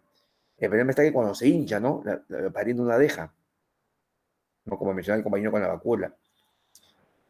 ¿No? En la célula animal, en el núcleo es igualito, ¿no? Y en cambio en la vegetal, ¿qué pasa en su citoesqueleto? Hay microtúbulos, hay filamentos y microfilamentos, pero la célula vegetal, por ejemplo, no forma centriolos, a diferencia de la célula animal, ¿no? Por ejemplo. La célula animal tiene el lisosoma, ¿no? Que tiene que ver con la digestión celular. Tiene peroxisomas que tiene con ¿no? metabolismo por ahí, cosa que no tiene la célula vegetal, ¿no? Es decir, no tiene lisosomas, en pocas palabras, porque sí también hay peroxisoma. El retículo plasmático, digamos, es igual, rugoso y liso. Liso produce lípidos, el rugoso tiene ribosomas adheridos, como estos puntitos rojos que ven acá. Por lo tanto, produce proteínas de membrana. Y el liso produce lípidos de membrana. O sea, para reparar la membrana de la célula o las membranas, ¿no? de las organelas. Y eso está digamos, también en ambos, ¿no? Porque también acá hay retículo plasmático en la célula vegetal. Hay una pequeña vacuola animal, sin embargo, la vacuola en la célula vegetal es grandaza. ¿Por qué? Porque tiene que tratar de almacenar agua para cuando no haya agua, pues, sino cómo vive. Ambos tienen mitocondrias que producen energía. Sin embargo, la planta solamente es la única que tiene cloroplastos. Un tipo de plastillo con pigmento verde, ¿no? Que es el lugar donde se lleva a cabo la fotosíntesis. Un plastillo con pigmento, llámese cromoplasto. Pero también hay plastillos sin pigmento, ¿no? Que son los llamados leucoplastos. O hay plastillos que almacenan, ¿no? pigmentos, que le dan color verde, que le dan color rojo, naranja, amarillo a los vegetales, ¿no? Y que para quien se los come es de gran importancia, porque, por ejemplo, comer, digamos, vegetales rojos que tienen el pigmento llamado licopeno, ¿no? El licopeno es un importante antioxidante, ¿no? Evita el envejecimiento celular. Por eso que si alguno de ustedes tiene la costumbre de comer tomate, ¿no? Y uva, y otras variantes, pero el tomate, el ejemplo que les doy hoy día, van a darse cuenta que ustedes a la larga van a demorar su envejecimiento. Yo siempre dije que el tomate nunca me gustaba, sin embargo me encanta el lomo saltado, lomo al jugo, y eso tiene ahí jugo de tomate, ¿sí o no? ¿No? Y lo como, ustedes de repente me verán en un momento determinado ya en la presencialidad y no van a saltar con mi edad, ¿no? Y hay gente que tiene pues una edad muy avanzada, pero han comido desde chiquillos tomate y cuando ya han tenido que envejecer, ese envejecimiento se ha hecho más lento porque los licopenos del tomate tienen antioxidantes, ¿no? Que son los que nos envejecen. Entonces hacen más lento el envejecimiento y no aparentan la edad. Un buen semblante, ¿no? Entonces la vacuola que es de gran tamaño para almacenar agua, tiene los plastios y los cloroplastos. Es la parte, ¿no? que contiene la célula vegetal que es la diferencia del animal. ¿Y por qué cloroplasto? Porque tiene que hacer fotosíntesis. ¿Por qué fotosíntesis? Porque simplemente es autótrofo. No se desplaza, tiene que generar su propia fuente de energía, ¿no? Y pigmentos que cumplen funciones muy importantes también en los plastidos. Estos primeros plastidos pueden almacenar proteínas y se llaman proteinoplastos, almacenan almidón y se llaman amiloplastos, pueden almacenar aceites, se llaman oleoplastos, ¿no? Dependiendo de lo que almacenan, porque las plantas, cuando no hay sol, aparentemente, o sea, en pocas palabras, el sol siempre está, ¿no? Lo que pasa es que estamos más cerca o más lejos o hay nubes en el camino, pero el sol siempre está. Eso que el sol, ahí está el sol, ¿no? Hoy día sí hay sol, no, el sol siempre está, de día está, lo que está cerca está lejos según las estaciones. Entonces siempre las plantas van a hacer fotosíntesis, porque reciben los rayos solares. Quizás nosotros no percibimos mucho porque tenemos frío, porque estamos más lejos del sol, pero igual ya lo perciben, ¿no? Entonces siempre hacen fotosíntesis. Pero cuando las hojas se caen, en otoño, típico otoño, no hacen fotosíntesis. ¿Y cómo vive la planta? ¿No? Por todo lo que almacenó. ¿No? Por todo lo que va almacenando como fuente de reserva. Hasta que la estación vuelve a cambiar, ¿no? Así funcionan las plantitas. Porque usted puede ver un tronco seco y de repente cambia de estación y de ese tronco salen nuevas hojas, ¿no? Y después aparecen los frutos y las flores y qué lindo, ¿no? Y ya viene etapa primavera y verano, ¿no? Bien. ¿Qué más sabemos de las células, no? Las células, llámese los organismos unicelulares, difieren también de acuerdo a su fuente de energía. No es una forma de diferenciarlas, no solamente por el dominio, no solamente por entre el dominio eucaria, el animal y vegetal, sino también por la fuente de energía. Por ejemplo, acá están todos los organismos, ¿no? Y la vía energética puede ser química o puede ser, digamos, luminosa, ¿no? A través de la luz. Si la fuente de energía es química, tenemos a los quimiótrofos, ¿no? Donde la fuente, digamos, es el carbón, ¿no? La fuente de carbón. Y esta fuente de carbón, si utiliza CO2, es llamado quimioautótrofo. Pero si se origina como fuente de carbón cualquier otro componente orgánico, será llamado quimioheterótrofo. En los quimioautótrofos, ¿no? ¿Quiénes están? ¿No? Están digamos, las bacterias oxidantes o monooxidantes, ¿no? Y que tienen como fuente el hidrógeno, el metal, el sulfuro, el nitrógeno y todo lo demás. En cambio, si hablamos de los organismos, ¿no? Cuya fuente de carbono es la vía orgánica y se llama quimioheterótrofos, ¿no? En donde el final de electrones, el sector final de electrones puede ser el oxígeno o no. Si el sector final de electrones no es el oxígeno molecular, aquí hablaremos de los animales, ¿no? De algunos hongos, de los protistas y de las bacterias. Y si hablamos que no es el oxígeno, ¿no? El sector final de electrones, tenemos dos variantes. Aquellos que utilizan componentes orgánicos, como las bacterias fermentativas, o aquellos que utilizan componentes inorgánicos, ¿no? Como por ejemplo las pseudomonas, ¿no? Que es otro tipo de bacterias, ¿no? Las pseudomonas científicas, ¿no? De bacterias. Pero si utiliza como fuente de energía a la luz, están los fotótrofos.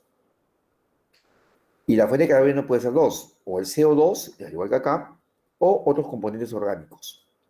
Si la fuente es el CO2, se llamará fotoautótrofos, ¿no? Y usarán el agua para reducir el CO2.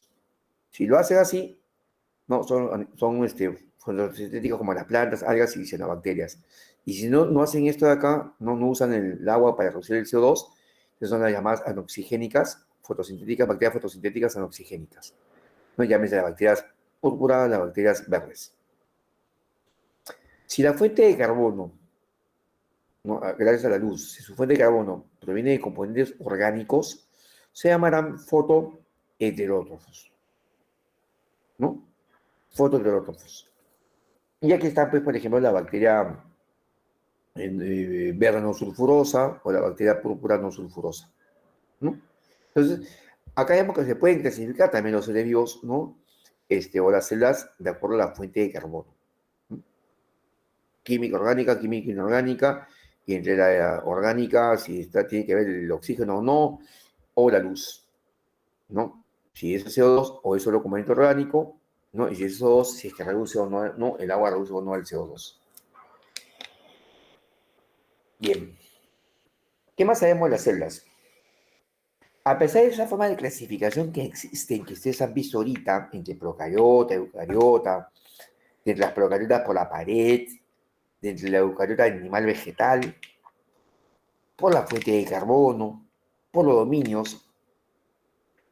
A pesar de todo esto, ¿no? A pesar de todo esto, todos los tipos celulares, es decir, todos los organismos, ¿no?, que puedan existir, tienen que construir las mismas macromoléculas. Todos. Una bacteria, un protozoario, un hongo unicelular, hongo pluricelular, una planta, un animal, todos tienen que construir las mismas macromoléculas. Macromoléculas que son de gran tamaño, llámese biomoléculas, ¿no? Por ejemplo, proteínas. Y para construir sus proteínas, para sintetizar sus proteínas, para originar sus proteínas, que son macromoléculas, moléculas de gran tamaño, estas tienen unidades, que son las mismas para cualquier célula, llamadas aminoácidos, como la alanina, serina, ¿no?, aspartato, tirosina, histidina, cisteína, prolina, leucina, isoleucina y muchas más. Entonces, todas tienen las mismas unidades, ¿no?, aminoácidos. Unidades que difieren, ¿no?, solamente en una parte, porque todos los demás son iguales. Solamente en esta cadena lateral o radical, ahí está el cambio del aminoácido distinto.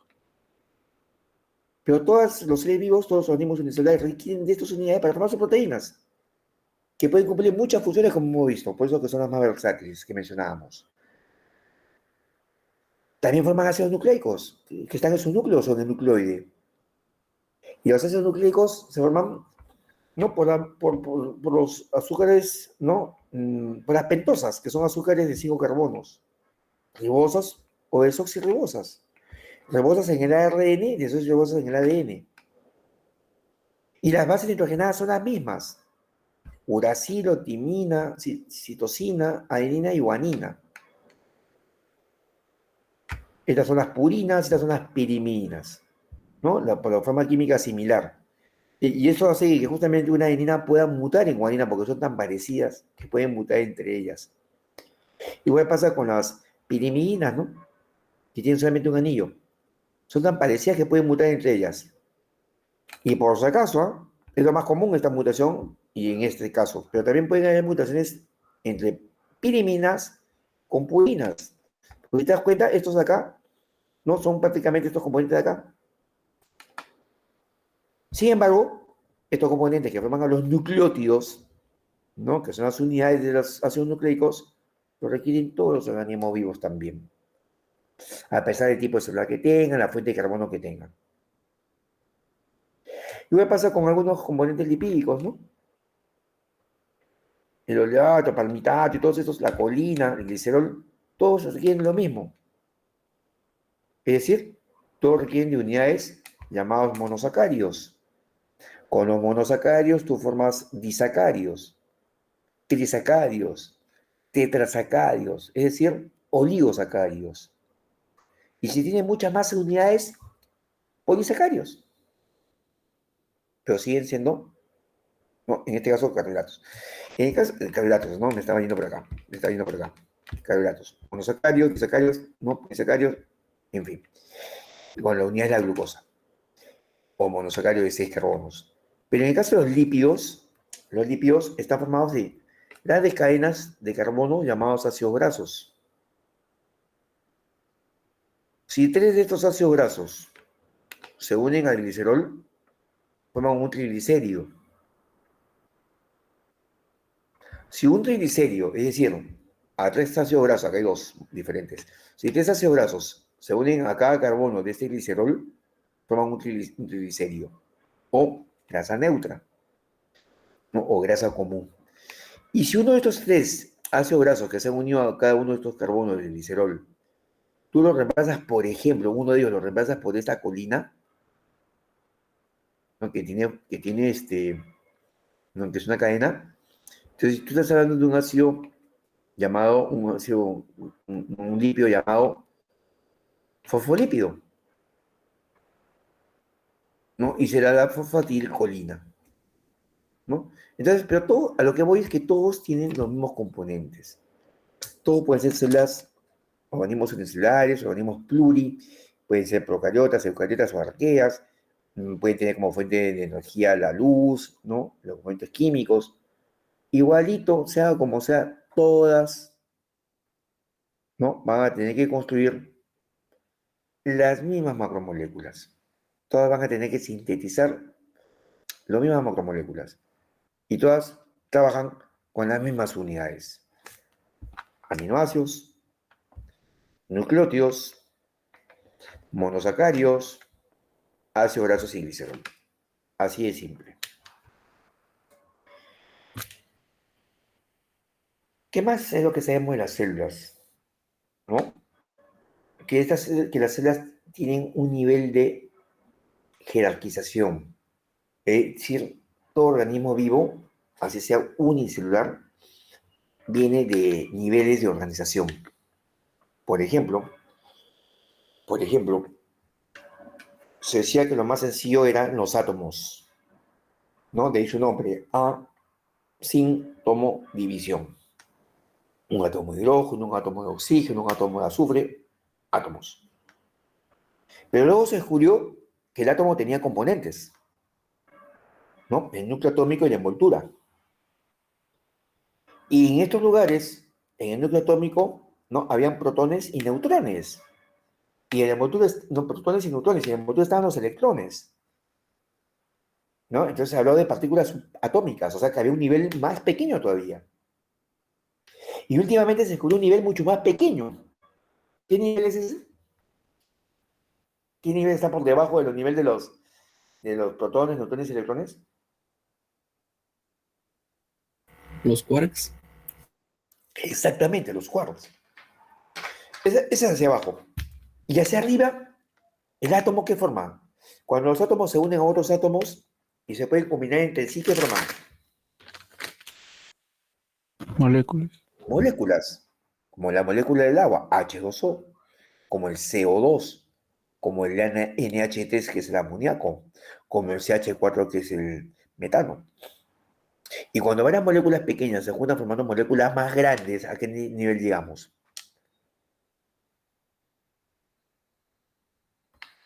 Macro moléculas, ¿sí o no? Proteínas, carbohidratos, lípidos, ácidos nucleicos, aunque los lípidos no tienen una excepción, no son cadenas largas, ¿no? Ya. Entonces, carbohidratos, ácidos nucleicos y proteínas. Y cuando varias de estas se juntan, pueden formar los llamados complejos supramacromoleculares, ¿sí o no? Por ejemplo, una membrana plasmática, ¿no? Una membrana plasmática, ¿qué cosa es? Como aquí lo vemos, ¿no? Una membrana plasmática, ¿qué cosa es? Lípidos y proteínas. O sea, es un complejo supramacromolecular. La cromatina, ¿qué cosa es? ADN más proteínas. Es un complejo supramacromolecular. La pared celular también. El ribosoma también, ¿no? Es ácido nucleico llamado ARN ribosómico más proteínas. Entonces, de pequeñas unidades pasamos a macromoléculas y de macromoléculas pasamos a complejos supermacromoleculares y estos forman, ¿no? A la célula. Y recién a nivel celular, hablamos ya de un ser vivo. ¿No? Por eso que decía que es la mínima porción de materia viva, la célula. Y si uno conoce la célula, que es lo llamada biología celular, muy bien, ¿no? A través de la bioquímica, biología molecular y muchas cosas más, es más fácil entender los organismos pluricelulares. Yo soy un pluricelular. Tengo una afección en mi pulmón. Es mi órgano, que me afecta a mi sistema, pero es mi órgano, no en particular el pulmón. Pero ese pulmón está formado de tejido, ¿sí o no? Y el tejido está formado de células. Y la célula está formada de complejos supramacromoleculares. Y ella está formada de macromoléculas. Y ella está formada de unidades monoméricas. Y ella está formada de átomos. Y así. Pero si yo conozco a mi célula bien, sabiendo que tiene membrana, nudo, ¿no? Y todo lo demás, yo podría deducir lo que está pasando con mi tejido pulmonar. Y en consecuencia con el pulmón. Y en consecuencia con el aparato respiratorio. Y finalmente en lo que me pasa a mí como individuo. ¿No? Entonces, hoy en día, de lo anatómico se pasó a la biología celular y hoy día estamos en algo más pequeño que es la biología molecular, ¿no? A ese nivel está que hoy día se entienden muchas patologías, muchas enfermedades. Ya no es lo que le pasa a tu órgano, no qué le está pasando a tu célula. Y más que eso, qué le está pasando a las moléculas que forman, ¿no?, los componentes de la célula. A ese nivel hemos llegado ya. Pero bien, acá estás viendo, ¿no? Hay una jerarquización de la célula. ¿Un virus en qué nivel estaría? Para ustedes, ¿un virus es un ser vivo? Supramolecular. Exacto. El virus no llega al nivel de célula. No son seres vivos los virus. ¿No? ¿Por qué? Porque un virus es un ácido nucleico envuelto por proteína. O sea, es un nivel, un complejo supramacromolecular. No llegó ni siquiera al nivel de célula. No es un ser vivo. Llegó hasta aquí. Y si queremos hablar en global, todo esto es el nivel subcelular, ¿no? Además de otras características. Entonces, como los virus no son seres vivos, no nos puedes matar, pues. Profesor, pero yo me tomo un antiviral. Así como hay antibacterianos, yo tomo antiviral. Sí, pues, pero no lo puedes matar porque no tiene vida. Y además, los virus se joden entre las células que están dañando. O sea, si lo quieres destruir de alguna manera, no matar, sino destruir, tendrías que destruir tus propias células. Pero entonces, ¿cómo vienen antivirales? Claro, es para disminuir los síntomas que te causa su presencia en tu cuerpo. Por lo que toda enfermedad viral llega y se va solita. Pues, pero ¿cómo? ¿Y cómo la gente se murió? Claro, pues, porque hubo tanto virus liberado porque la gente no se quería vacunar y hubo tanta producción de virus, tantas réplicas de virus, ¿no? Que era falta de higiene básicamente, ¿no? Y era agresivo, ¿no? O sea, dañaba mucho los tejidos. Y quien está, sin saber, más enfermo que otros, sin saberlo, fueron los que más se murieron más rápido. Los que tienen enfermedades escondidas y no sabían, se fueron los que se fueron, ¿no? El virus entra, te saca la muerte y se va. Listo. Solo que de repente en ese momento que te están multiplicando y te estás dañando, tú no resistías y te morías, pues, ¿no? Pero no es un ser vivo, ¿ok? ¿Alguna pregunta hasta aquí? ¿Un comentario que quieran hacer? ¿Todo bien? ¿Seguimos avanzando? Los escucho, chicos, chicas. Todo bien hasta ahí, profesor. Gracias por responder. Bien. Ahora los aspectos químicos. Ya vamos terminando casi los aspectos químicos. Ahí está la química celular. Esta es la tabla periódica, ¿no? Esta es la clasificación de los elementos de la tabla periódica, ¿no? Pero los elementos esenciales para la vida animal y la salud, ya yendo a la vida animal, yendo hacia nosotros, ¿no? Son los que están de color oscuro, ya amarillo y rosado, ¿no? Alimentos en grandes cantidades, quizá deberían haber tres colores aquí, ¿no? Porque el famoso chon, llámese el carbono, el número 6, ¿no? El hidrógeno, número 1, el oxígeno con número 8 y el carbono con número 7, chon, son los más abundantes. Luego en el camino siguen los otros rosados. Sodio, potasio, calcio, fósforo, azufre y cloro, ¿no? Y también está el vanadio, cromo, manganeso, hierro, cobalto, níquel, cobre, zinc, molibdeno, ¿no? ¿Cuál es el W? ¿Ah? Wolframio, tungsteno. Ajá, selenio y yodo. Miren, tan poquito es el yodo que tenemos, tan poquito es el yodo que tenemos en trazas, como dice acá, trazas, que su escasez en el cuerpo, ¿no? Desencadenó en una época una enfermedad a nivel de la tiroides, el famoso bocio. Pero como esto afectaba mucho, el gobierno decidió meter el yodo al alimento que todo el mundo consume. ¿A dónde lo puso? A la sal. A la sal. Por eso que consumimos sal yodada, ¿no? De cocina o de mesa. Para que vean que está en trazas nada más. Pero hay, pues, ¿no? Poquito, pero hay, si necesita. Entonces, si alguien por ahí no quiere comer comida salada por la presión y deja la sal yodada, está dejando el yodo. Y de hecho, que en poco tiempo, a los meses, quizá un año, va a desencadenar problemas de la tiroides, ¿no? Porque lo está dejando de comer. O sea, todos los extremos jóvenes y ahorita no son adecuados. Ni por un lado ni por otro lado no son adecuados. No, el cuerpo está hecho tan maravillosamente de que requiere lo mínimo en equilibrio. Que le da más de uno, más del otro y ahí viene el daño.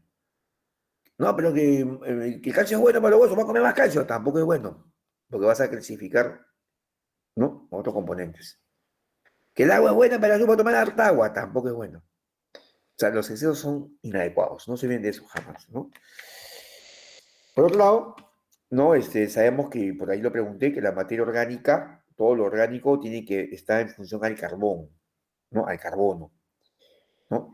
Y el carbono tiene una peculiaridad, ¿no? Como vemos acá a la derecha, que el carbono se puede unir entre ellos mismos a través de enlaces simples, enlaces dobles o triples inclusive. Y esto ha permitido formar grandes cadenas de carbono, en cuyos enlaces ¿no? externos se unen los hidrógenos. Y ahí aparecen las cadenas hidrocarbonadas o hidrocarburos. Pero además, que se unen entre sí, que es lo interesante, ¿no? Por medio de enlaces simples, dobles o triples, el carbono se puede unir al nitrógeno por medio de dos enlaces, uno, e inclusive tres, pero si se une con dos, este nitrógeno se puede unir también con otro hidrógeno, ¿no? ¿Por qué? Porque si ustedes recuerdan que el carbono tiene 4 enlaces, el nitrógeno tiene 3, el oxígeno tiene 2 y el hidrógeno tiene 1. ¿No? Entonces, si acá tengo un enlace en esta pequeña cadenita de 2 carbonos, tengo enlaces simples, lo que fácilmente se puede unir ahí son hidrógenos, ¿no? Entonces, se puede unir al carbono, al nitrógeno con 2 enlaces o con 1, se puede unir al oxígeno con 2 o con 1 también. Porque, profe, pero si el oxígeno tiene 2, claro, pero el otro queda para unirse a otra parte, a otro elemento más, como por ejemplo el hidrógeno, ¿no? Pero esa es la particularidad del carbono. Y en las moléculas orgánicas, justamente el carbono es el que predomina. Por eso que el chon, ¿no? Como lo ven en ese esquema que ustedes están observando, ahí está todo el chon, miren, en esta diapositiva, ¿no? Donde más es lo que aparece es el carbono, ¿no? Entonces, como se han dado cuenta, requerimos de mucho carbono, ¿sí o no? ¿No? Y ese aparece básicamente cuando comemos los carbohidratos, ¿no? Ahí están los carbohidratos, ¿no? Hidratos de carbono, carbonos hidratados, donde por cada carbono hay una molécula de agua, ¿no? Ahí está la principal fuente, cuando menos carbohidratos, de carbono, hidrógeno y oxígeno. ¿Y cuál será nuestra principal fuente de nitrógenos, no? ¿Quién nos aporta nitrógenos? Porque si ustedes se acuerdan acá, en este esquema de acá, miren, ¿no? Los lípidos, ¿qué me aportan? Carbonos. ¿Qué me aportan los lípidos? Hidrógenos. ¿Qué me aportan los lípidos? Oxígeno. ¿Qué me aportan los azúcares, los carbohidratos? Carbonos, hidrógenos y oxígenos. Igual. ¿Qué me aportan los ácidos nucleicos? Carbono, hidrógeno y oxígeno. Y además fósforo. ¿Qué me aportan los aminoácidos? Carbono, hidrógeno, oxígeno, pero también, ¿qué? También, acá está. ¿Qué más aportan también estos? Aquí está. Ahí está. Ahí está. Y aquí está. O sea, ¿qué nos aportan las proteínas? Además de todo lo demás, como todo lo demás, ¿qué más nos aportan? Nitrógenos. Nitrógeno, pues. Entonces, nuestra fuente de nitrógeno son las proteínas. Y ahí está la importancia de comer proteínas. Además que las proteínas nos dan aminoácidos para formar nuestras propias proteínas. Y ya sabemos que son versátiles, que cumplen muchas funciones. Imagínense ustedes, ¿no? Un niño en crecimiento tiene que expresar un gen para formar la hormona de crecimiento, porque le toca crecer. Se desencadena el gen, se expresa el gen para producir la hormona de crecimiento, que es una proteína, se da la síntesis proteica, y cuando hay que colocar los aminoácidos que corresponden para formar esa hormona de crecimiento, te falta uno que otro porque no los has comido. ¿Por qué? Porque tu alimentación es pobre en proteínas. Simplemente no vas a formar la hormona de crecimiento y no vas a crecer. Oye, pero ¿por qué quedó chato? Si su papá y su mamá son altos, sus abuelos son altos, los tíos son altos. Alimentación. ¿Te das cuenta? O de repente tienes que defenderte de un agente infeccioso terrible y tienes que formar anticuerpos, que son proteínas bien complejas, bien grandes. ¿Y la que se va a formar? Te falta uno que otro aminoácido. Piña. Y sin anticuerpos, estás totalmente indefenso. Te mueres. Por eso que los que se mueren más rápido son los desnutridos, ¿no? Los malnutridos o desnutridos, imagínense. Por eso, chicos, en su alimentación siempre lo más importante es las proteínas. Y mejor en la primera mañana. Un huevito, leche, ¿no? Un huevo, sobre todo. Un par de huevos al día. lo mejor que pueden hacer. Bien. La reactividad de las moléculas orgánicas, que ya sabemos que están en los seres vivos, está dada por sus grupos funcionales. Cuando yo hablé hace un ratito que los carbonos se unen formando grandes cadenas de carbono, y en los enlaces de alrededor los hidrógenos, decía yo que se llama un hidrocarburo, ¿no? En ese hidrocarburo, que es una molécula orgánica porque tiene carbono, pueden haber reemplazos, sustituciones. Si esa cadena, por ejemplo, R es toda la cadena, ¿ya? R es toda la cadena. Si en un extremo de la cadena, en el extremo final de toda esa cadena de carbonos con hidrógenos por todos lados, yo tengo, queda así con estos 3 hidrógenos, o sea, queda un CH3 al final de la cadena. Ese grupo es un grupo funcional llamado metil y le da esa característica a la cadena. Si al final yo tuviese estos dos acá, así, este es un grupo etil. Le da esa característica a la cadena. Si esa cadena yo tengo este grupo fenil, también le da esa característica. Por otro lado, si yo la cadena, en lugar de tener un CH3, en lugar de tener esto, que es lo clásico, un CH3, yo reemplazo, por ejemplo, estos 2 hidrógenos, los saco, me van a quedar 2 enlaces, ¿sí o no? Un enlace doble, como acá. Y ahí puedo colocar un oxígeno. Si es en el extremo de la cadena, este reemplazo de 2 hidrógenos por un oxígeno se llama aldehído. Y si es en el carbono del medio de la cadena, donde reemplazo los 2 hidrógenos que están a ambos lados por este oxígeno, se llama cetona. Y tanto el aldehído como la cetona implica el mismo tipo de reemplazo, solo que cambia la ubicación. Por eso ambos tienen la función carbonilo, solo que unos sean aldehídos y unos sean cetonas. Si yo cambio, ¿no? O hay un oxígeno en el medio de la cadena, es un éter. Si hay este oxígeno por un lado con enlace simple, en medio de la cadena, y por un lado este oxígeno con enlace doble, esto es un éster. Aquí tenemos un acetil, una anhidra, un amino, es el NH3, un amino protonado, ¿no? Si tengo esto es un guanidín, un imidazole, si tengo esto de acá al final de la cadena, este anillo, un sulfidril, si tengo azufre, ¿no? Este grupo de azufre y el hidrógeno al final de la cadena. Si tengo 2 azufres al medio es un disulfuro, ¿no? Este es un tioéster, ¿no? Con azufre por un lado y un oxígeno doble por el otro lado. Y así, carbonil, ¿no? Hidroxil o alcohol, el OH, el enol, si tengo esto, el amido, imina, y así. Entonces, todos estos en las cadenas, cuando aparecen todas estas sustituciones, porque son sustituciones, ¿no? Por los hidrógenos que originalmente estaban, me genera grupos que le van a dar una función a la cadena. ¿Ya? Y esa función le va a permitir tener un tipo de reacción, una reactividad a las moléculas orgánicas.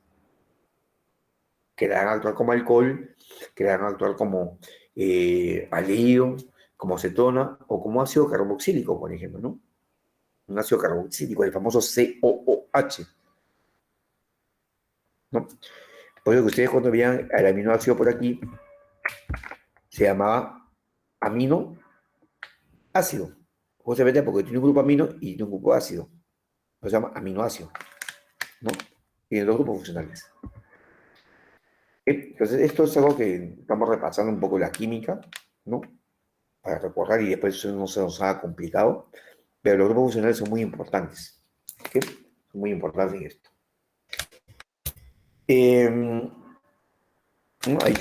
Miren cómo esta molécula, la acetilcoenzima, que se representa de esta manera, ¿no? Miren cómo tiene estos componentes en toda su constitución, ¿no? Y acá vemos que tiene un tioéster, tiene un amido, tiene un, ¿no? Otro amido, hidroxil o OH, ¿no? Alcohol, tiene un fosfenilhidrido, imadosil, amino, fosfonil. Miren cuántos grupos tienen funcionales en la acetilcoenzima. En su estructura pequeña, cuántos grupos funcionales tiene. Y cada uno de ellos le da ciertas propiedades, pues. De la importancia de este acetilcoenzima que ingresa al ciclo de Krebs, ¿no? para generar energía dentro de la célula.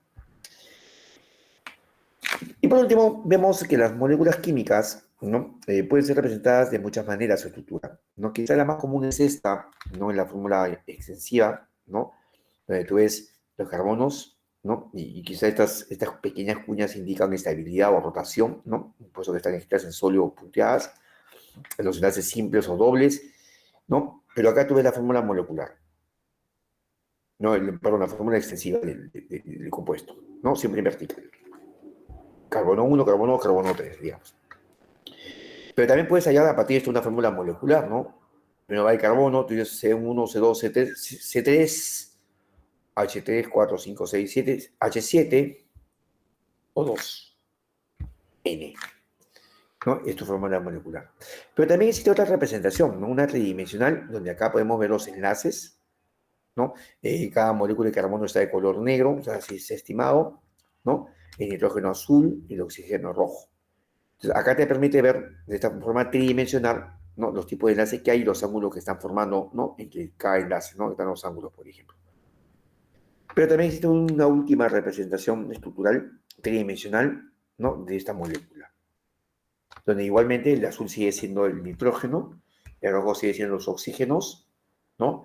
Los negros siguen siendo los carbonos, y los grises serían los enlaces, ¿no? Para que vean cómo se empaqueta, porque realmente no está abierta, sino está empaquetada las moléculas, ¿no? Entonces, a nivel químico, ¿no? Los grupos o las cadenas están representadas de diferentes maneras. Hoy en día se maneja mucho esta tridimensional, ¿no? Pero son formas de expresar. Inclusive por acá, como te mencionaba, hay una intermedia, ¿no? Que sería la suma de todos. C3, H7, O2, N, ¿no? Y uno ya de eso sabe si es una aldehído, una acetona, un alcohol, ¿no? De la forma como se escriban o se agrupen los grupos funcionales. Un poco de repaso químico. Y tenemos a los isómeros. ¿Qué es un isómero? ¿No? Es un componente químico que tiene la misma composición química, los mismos componentes químicos, ¿no? Solo que está representado de forma distinta, ¿no? Acá ligera tenemos al llamado ácido málico, ¿no? En su posición cis, y acá al otro lado está el ácido fumárico en su posición trans, ¿no?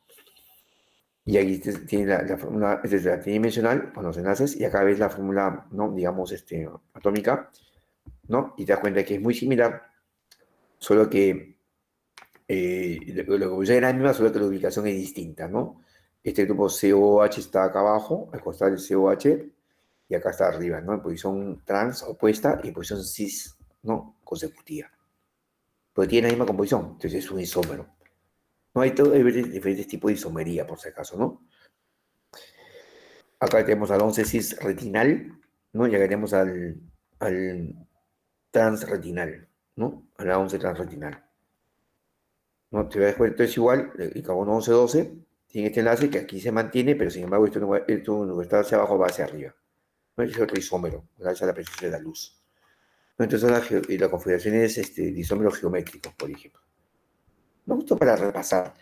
Es por eso que puedes tener, por ejemplo, o has escuchado de la L-glucosa y la D-glucosa, ¿no? Es otra forma también de entender esto. La L-glucosa viene del levógiro y la D-glucosa viene de dextrógiro. ¿Alguien puede recordar de qué se trata la L o la D? ¿Qué significa esto?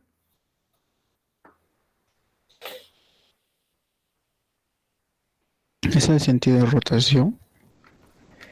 Es cuando tú agarras un azúcar, ¿no? En este caso la glucosa, y la sometes a una luz, ¿no? Según la ubicación de los grupos OH, que están a la derecha o a la izquierda, si están hacia la derecha, van a hacer que la luz que se incide se desvíe hacia la derecha, ¿no? A un giro a la derecha, un dextro giro. Pero si están hacia la izquierda ubicados, ¿no? Por una isomería, entonces la luz se va a ir a la izquierda, ¿no? Un giro levógiro, de ahí viene el levógiro o la L. Entonces a veces aparece ahí L-glucosa, D-glucosa, ¿no? Y uno dice, ¿y esto qué será? Bueno, ya sabes que es por una propiedad física de isomería que la luz es desviada hacia la izquierda o la derecha, ¿no? Químicamente, ¿no? Eso te puede ayudar para otro tipo de cosas, pero si tú estás usando glucosa para preparar un reactivo o glucosa para un paciente, eso no te importa, ¿no? No lo tomas en cuenta. Y bien, creo que eso ha sido. Bueno, hay otros aspectos que eso va a quedar como una actividad sincrónica número 1, que se la voy a colocar en un momento, en ambos Classroom, porque ahora sí los tengo que separar. donde en base a este libro, que es muy elemental, ¿no? Principio de bioquímica, ya está traducido, de Leninger, ¿no? De Leninger, en grupos de cinco, ¿ya? Van a presentar durante estos días un ensayo, van a elaborar un ensayo, en donde se expliquen los aspectos físicos, genéticos y evolutivos que la bioquímica toma en cuenta para el estudio de la célula. Máximo, tres caras, tres páginas. ¿Ya? Son dos en uno, me van a meter en el mismo informe. Y el otro van a elaborar una infografía, ¿no? Una representación usando las herramientas ¿no? Informáticas, del aporte de la bioquímica a las diferentes ramas de la ingeniería. Obviamente con énfasis, ¿no? En la ingeniería biomédica, que es la carrera que ustedes están, ¿no? Hoy por hoy desarrollando. Una carita, un pequeño panel. Como vamos a manejar hoy esta semana virtual, lo voy a colocar en el Classroom como en tarea, que yo ya lo puse, no me acuerdo, para que ahí me respondan en grupo de 5 nada más. Si por ahí hay uno que sobró, ese va al grupo de 6, pero bajo esa condición, grupo de 5. ¿Ok? Agrúpense ustedes ya, y les voy a dar, estamos viernes, perdón, estamos lunes, ¿no? Máximo al viernes, ¿no? Para que lo presente. Cuando yo ponga ahí, digamos, viernes al mediodía, por ejemplo, si que fuese así, mándenlo antes. No esperen a las 11:59, porque si marcan 12 y 1, 2 y 2, ya no sirve. Si hacemos de lunes para viernes, cada quien cuando ingresa a su laboratorio ya presencial, me lo entregan y bien entren. Entran y a la derecha, a la izquierda, ahí me lo van a dejar en la mesita que ustedes se encuentren. Yo a los 10 minutos que pasa asistencia, chapo los trabajos y los guardo y se acabó. Miren, les estoy avisando. Ya no vale que, uy, me olvidé que aquí no tenía mi maleta. No. Entran y presentan, al igual que el informe. Entran y ¡pam! El informe. No, y eso lo voy a coordinar ya, ¿no? Poco a poco. ¿Ok? Pero ahorita es la pequeña tarea que les va a ayudar muchísimo, de verdad, ¿no? Ese libro, yo estudié con el libro de bioquímica de Lenin, era complejo. Hoy ya sacado una versión más suave que es Principios de Bioquímica, ¿no? Muy suavecito, muy didáctico, muy rico de digerir. Esta es la Biblia de la bioquímica. Este libro es elemental para que conozcan, y no es complejo. ¿Eh? Ya el mismo de bioquímica no es complejo, pero ahora imagínense el principio de bioquímica. Bien, creo que eso es todo. Bueno, esta es una lectura recomendada, ¿no? Imágenes bioquímicas ¿no? del interior de la celda.